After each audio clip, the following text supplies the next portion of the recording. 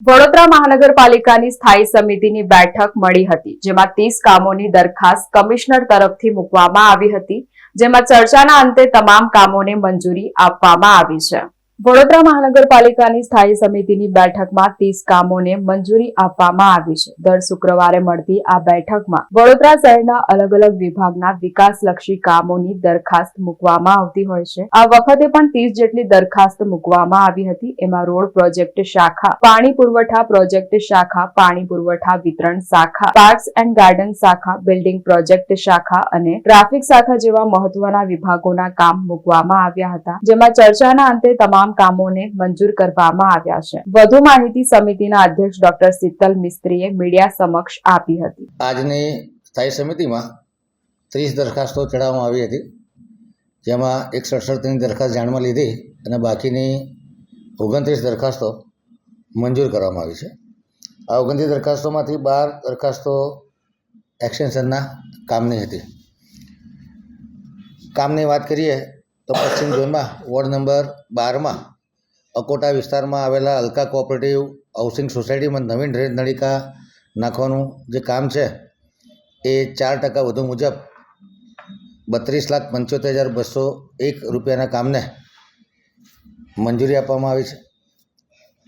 Ward number 10માં અક્ષર જીઓનથી દર્શનમ 4 રસ્તા સુધી TP રોડની ધારે નવીન વરસાદી ગટર પાઇપલાઇન નાખવાનું જે કામ હતું 9% ઓછા મુજબ 24,12,250 રૂપિયા વત્તા GSTના ભાવપત્રકને મંજૂરી આપવામાં આવી છે।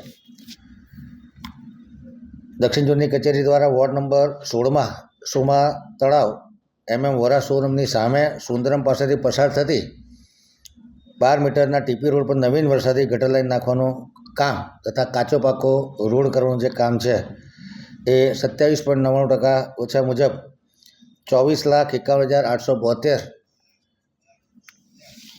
રૂપિયા વત્તા GSTના ભાવપત્રકને મંજૂરી આપવામાં આવી છે। રોડ પ્રોજેક્ટ શાખા દ્વારા દક્ષિણ ઝોનમાં 35 કરોડની નાણાકીય મર્યાદા વાર્ષિક ઇજારો હતો, જેમાં કાચો પાકો,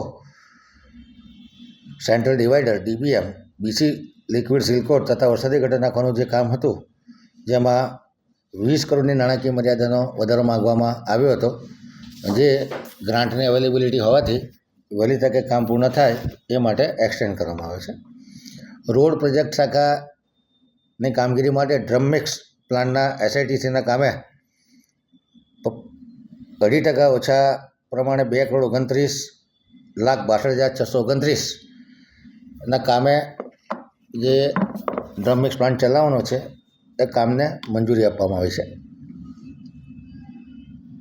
ઉંડેરામાં મસાણી માતાના મંદિરથી કૃષ્ણનગર થઈને રેલવે ટ્રેક સુધી 24 અને 18 મીટરનો રસ્તો બનાવવાના કામે 8.90% ઓછા મુજબ 12.89 કરોડના રોડ કે જે RCCનો રોડ બનાવવાનો છે જેને મંજૂરી આપવામાં આવે છે। રોડ પ્રોજેક્ટ શાખા દ્વારા દક્ષિણ ઝોનના વાર્ષિક ઇજારાથી 2.5 કરોડની મર્યાદામાં ફૂટપાથ, સર્વિસ ટ્રેક તેમજ પાર્કિંગ માટે પ્યોર બ્લોકથી પેવિંગ કરવાનું જે કામ છે, જેમાં 2.5 કરોડના ઇજારામાં બીજો 1.5 કરોડનો ઇજારો આપવામાં આવે છે તથા 6 મહિનાની મહત્તમ સમય મર્યાદામાં વધારો કરવામાં આવ્યો છે। આ સમય મર્યાદા દરમિયાન તાત્કાલિક અસરથી ટેન્ડરિંગ પ્રોસેસ કરવાની રહેશે। પશ્ચિમ ઝોનમાં વાર્ષિક ઇજારાથી 1 કરોડની મર્યાદામાં મુખ્ય રસ્તાઓ પરના ડિવાઈડર, ફૂટપાથ, કર્બિંગ તેમજ સર્કલને વ્હાઇટ વોશ કરવાનું કામ હતું, જે 1 કરોડની નાણાકીય મર્યાદામાં કરવાનું છે। 22% ઓછા મુજબનું કામ છે, જેને મંજૂર કરવામાં આવ્યું છે।